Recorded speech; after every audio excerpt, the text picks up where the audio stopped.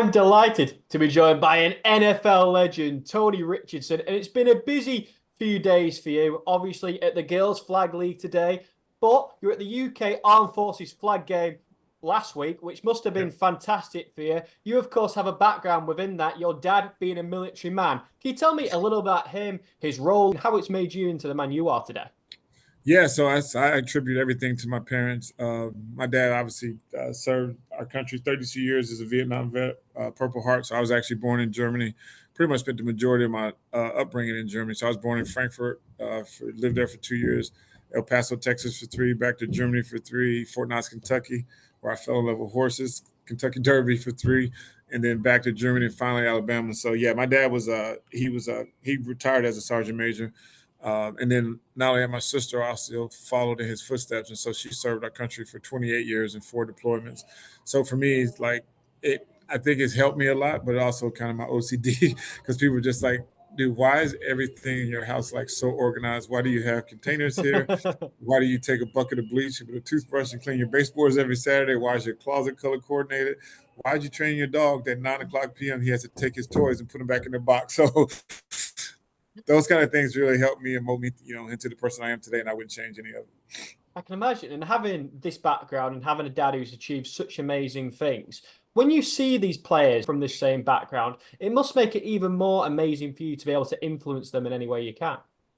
Yeah, it was actually really cool. Just to like, I was just sharing the story. So we were obviously on base. We got a chance to see some of the pretty cool planes, like the F-45s, and so one of the pilots was like, "Hey, this kid right here." He didn't call him a kid, but he was like, "He's one of our top mechanics." So I'm talking to him. I was like, "Man, how old are you?" He was like 21. I was like, "What?" He's like 21. I said, "Dude, you know this plane is like $100 million." I said, "Just on this row alone, there's 12 of these. So you do realize there's $1.2 billion in these planes, and they were trusted to you." And I just started talking to him. I was blown away. So just to see like these young, men and women who are so brilliant, so smart, and obviously serving our country, but also just like, these planes and everything like that. So it's cool. It's encouraging just to see young men and women who are focused. And there was one female that I got a chance to meet, and she was young. I think she was like 26. She was a pilot, and they said within the next, she'll be a four-star general. And it's like when you talk to her, I was just like, I thought I accomplished a lot in life. I didn't do nothing. So, it's pretty cool. It's just good to see young men and young women who are committed and disciplined and structured, and have their life heading in the right direction.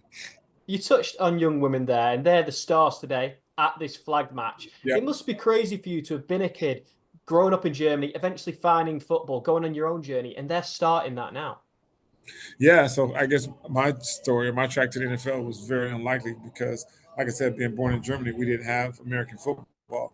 So the fact that here, just looking at the window, and I see these young ladies have this opportunity, and not only that, I'm an ambassador for flag football, and now flag is actually an Olympic sport, which I'm excited about. And not only that, like now these young ladies can get college scholarship to play flag football, and I think that's pretty. I think that's pretty amazing because I think all the opportunities and uh, things that are available to men should also be available to women. And just to see these young ladies out here competing, encouraging each other, having fun, and they're actually getting some great exercise. And they, like I was seeing a lot of them run. I think they can outrun me today.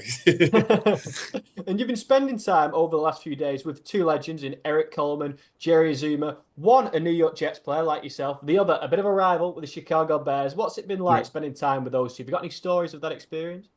Well, Eric actually, we he's a former New York Jet, so we didn't play together, but he's a former Jet. And then Jerry, he was when I was in Minnesota, he was in our conference, so we didn't really like the Bears too much. But here in New York, it's like we don't look at the Bears as a rivalry. So our rivalry, obviously, the Buffalo Bills and the New England Patriots and the Dolphins. So, but Jerry's he's an awesome young man. Has a great head on his shoulder. He's actually been here quite a bit. Been traveling a lot. He's a tremendous ambassador for not only for Chicago Bears but also for flag football and ladies flag football. And he actually has two sons that I think they're starting to play flag, and they're definitely he's a really sharp young man.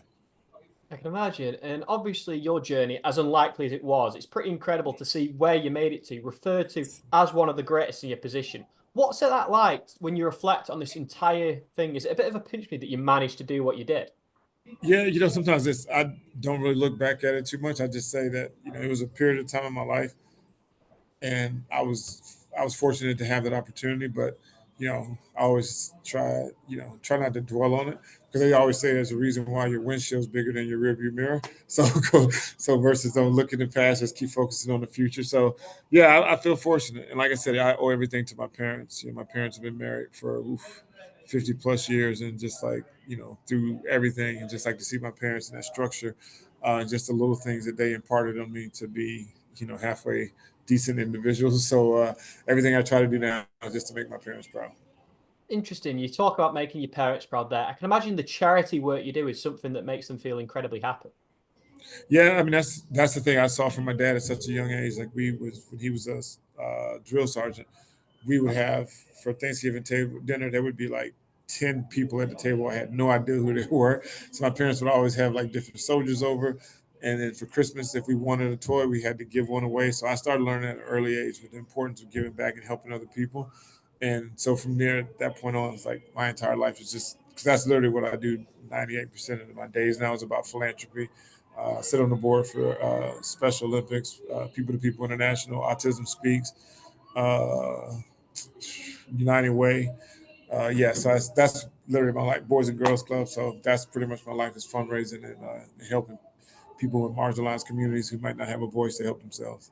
It's amazing that you're using your platform to do these special things. And I know that you said you don't necessarily look back in the rearview mirror, but I've got to ask, one moment in your entire career, what's the thing you pinpoint and say that is the greatest moment that I have ever achieved? Uh, I guess I mean one of them was when I got inducted into the Chiefs Ring of Honor, and it wasn't necessarily because that's the one thing. It wasn't about me, but the fact that my name would be in Arrowhead Stadium, where Taylor Swift now lives. But my name would be up there forever. But it's not my name; it's my grandfather's name, it's my dad's name, and it's up there forever. And that's just something that when I got inducted, to see my parents sitting there and just know that it's not about me and it's about my parents' name. That was probably one of the greatest things. Because as a kid, well, obviously as a kid, I didn't think about playing professional football. But when I first came to the Chiefs, I never thought that I would, be in the same class with some of these guys, and being the Chiefs Ring of Honor.